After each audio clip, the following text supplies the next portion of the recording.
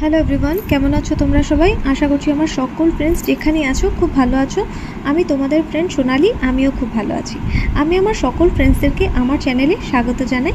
আর যারা আমার নতুন সাবস্ক্রাইবার আছো, মানে যারা আমাকে নিউ সাবস্ক্রাইব করেছো, তাদের আমি অনেক থ্যাংক ইউ জানাই আমার চ্যানেলটাকে সাবস্ক্রাইব করে আমার পাশে থাকার জন্য আর আমার ফ্রেন্ড হওয়ার জন্য।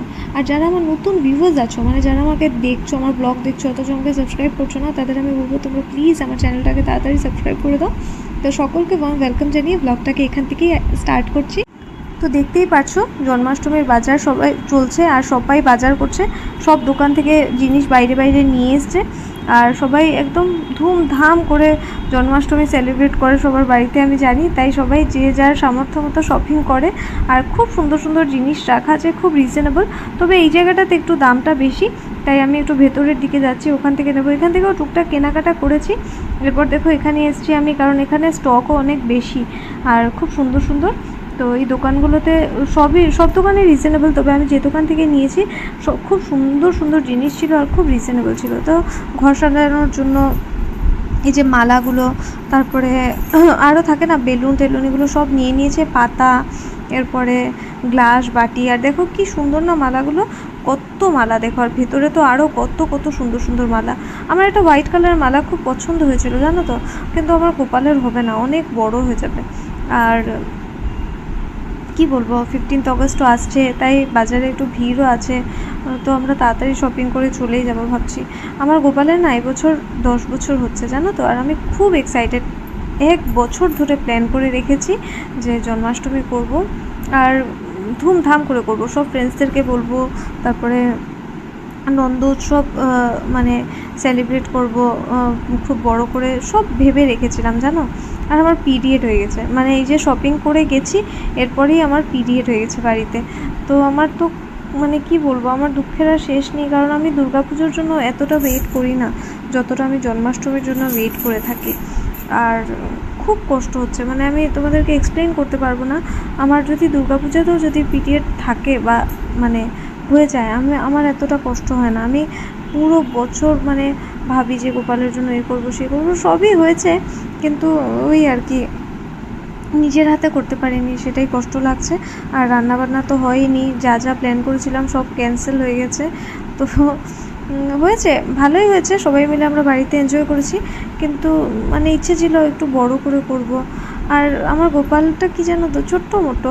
অ্যাকচুয়ালি কি জানো, আমাদের পাশের বাড়িতে একটা দিদি ছিল, আর ওর গোপালের ড্রেস কেনার জন্য আমরা গেছিলাম। আর না, তখন দোলনার মধ্যে একটা ছোট্ট গোপাল বসিয়ে রাখা ছিল। আর কেন জানি আমার বারবার মনে হচ্ছিল না গোপালটা শুধু আমাকে ডাকছে যে প্লিজ আমাকে নিয়ে চলো। মানে আমি নিয়ে খুব আদরও করে রেখে চলে এসেছি। আমার 2 দিন ঘুম পাইনি, আমি মাকে এত কনভিন্স করেছি যে প্লিজ আমরা ওটা গোপাল নিয়ে নিই, প্লিজ আমি ঠাকুর দেবো, আমি যখন আমি মানে যা পারবো তাই করব, তোমরা কিছু করতে হবে না তোমাদের, প্লিজ নিয়ে নিই, প্লিজ নিয়ে নিই। তারপর আমার বাবাকে খুব কনভিন্স করেছি, যে তখন আমি আর আমার বাবাই থাকতাম ঘরে, মা তখন ব্যাঙ্গালোর থাকতো ভাইয়ের সাথে।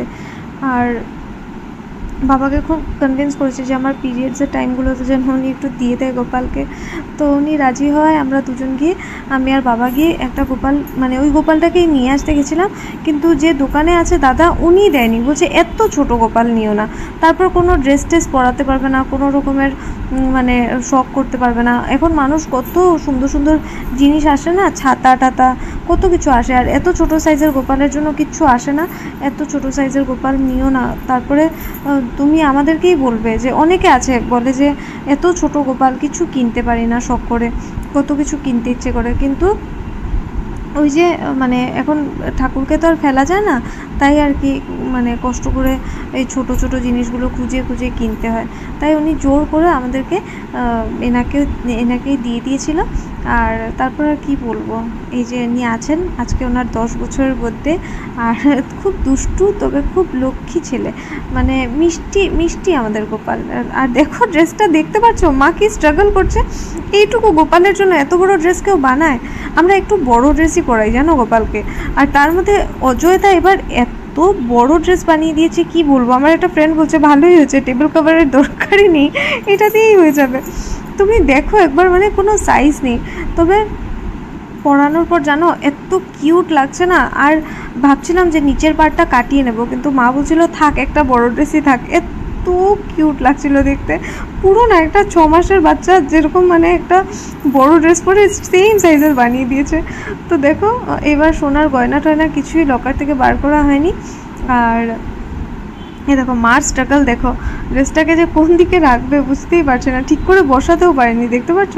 যাই হোক, তাই যেরকম পেরেছে মা তাই করেছে। আর দেখো আমরা প্রত্যেক বছরই গোপালকে 56 ভোগ দিই, কিছুটা বানিয়ে দিই, কিছুটা কিনে দিই।